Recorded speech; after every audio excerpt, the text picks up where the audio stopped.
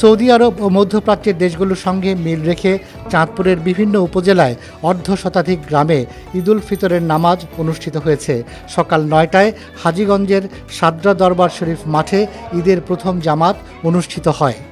প্রথম চাঁদ দেখার ভিত্তিতে ১৯২৮ সালে আগাম রোজা রাখাসহ ঈদুল ফিতর ও ঈদুল আজহা পালনের নিয়ম চালু করেন সাদরা দরবার শরীফের প্রতিষ্ঠাতা মাওলানা ইসাক। তার অনুসারীরা প্রথম চাঁদ দেখার ভিত্তিতে রোজা রাখা ও ঈদ উদযাপন করা শুরু করেন। সেই থেকে বেশ কয়েকটি গ্রামের বাসিন্দা আরব দেশসমূহের সঙ্গে মিল রেখে রোজা ও ঈদ সহ ধর্মীয় উৎসব পালন করে আসছেন।